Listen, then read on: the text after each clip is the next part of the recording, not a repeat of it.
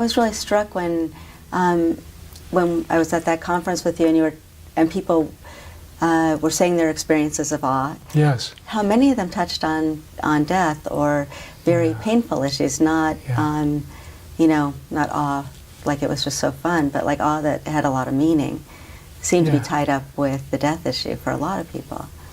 I think it's very true. It's because the sense of awe, it's a very powerful sensibility. It's, at least for me, it's about both realizing my sense of smallness and fragility in this life, and the overwhelming, or the significance of the specter of death in the background, and the groundless in the background.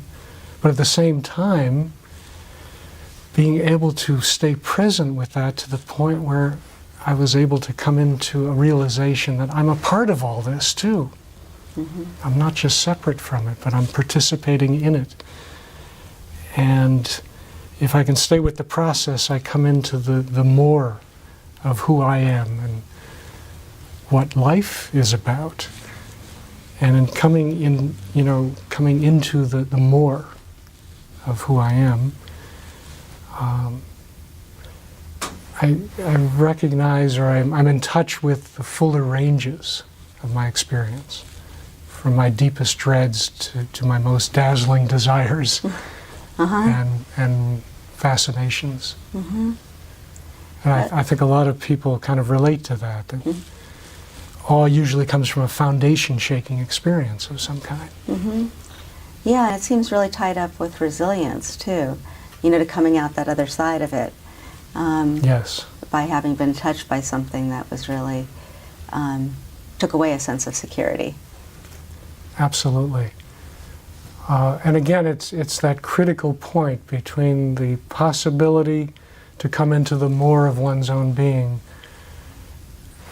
or the alternative of either total collapse or some tremendous defense against the unknown, the unpredictable. And I think one of the main differences between the two is that with people who are able to come into the awesomeness of the experience more, there's usually somebody there who has helped them. There's what Alice Miller calls a helpful witness. Mm. In my case, it was my analyst to a large extent, although my parents were certainly a part of that too, as they were able. But that intervention is so huge.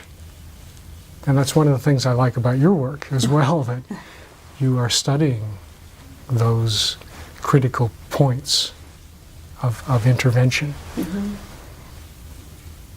I also thought about it in relation to our returning soldiers, who are a high-risk population, have often experienced a huge amount of stressful experiences, and often very shattering ones. Yeah.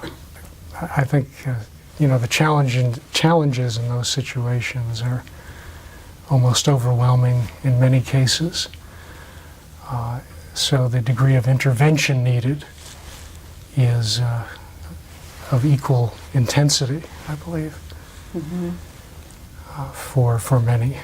Right, but that person joining with them potentially as a therapist, and them feeling connected could make a huge difference. Very huge difference. Yeah, I mean, I've had some clients in similar situations, and I believe that the sharing of our own wounding has been an important part of that work, and our own process in dealing with that. Yeah.